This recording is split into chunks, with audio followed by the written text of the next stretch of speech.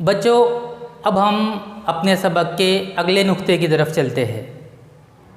جغرافیائی وضاحت۔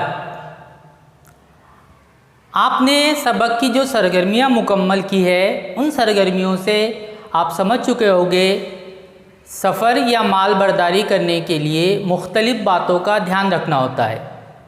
سفر کے لیے مختلف راستے اور ذرائع دستیاب ہونے پر ان پر غور کیا جاتا ہے۔ نقل و حمل کے راستوں اور ذرائع کا انتخاب کرتے وقت ان امور کا خیال رکھنا پڑتا ہے۔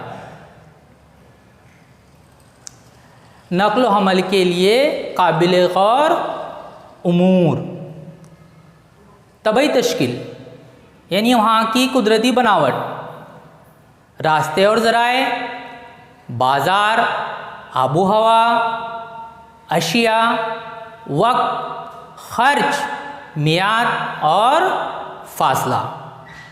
ان امور کا خیال رکھا جائے تو سفر یا مال برداری کم خرچ اور کم وقت میں ہوتی ہے، یعنی خرچ اور وقت کی بچت ہوتی ہے۔ اس کے علاوہ سفر آرام دہ ہو سکتا ہے، مال کا نقصان نہ ہوتے ہوئے نقل و حمل کی جا سکتی ہے۔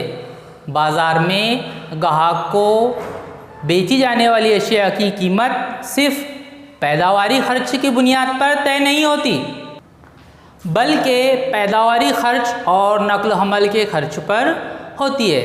مال کی نقل و حمل محفوظ طریقے سے اور جلد ہونا ضروری ہوتا ہے۔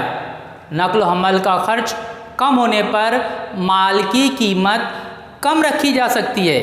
نقل و حمل ہماری بنیادی سہولت میں شامل ہے۔ نقل و حمل کے ذرائع کا فروغ ملک یا علاقے کی ترقی کا پیمانہ مانا جاتا ہے۔ نقل و حمل کے نظام میں سدھار کی وجہ سے مال اور مسافروں کی حرکیاتی قوت بڑھتی ہے، یعنی آسانی سے آ جا سکتے ہیں۔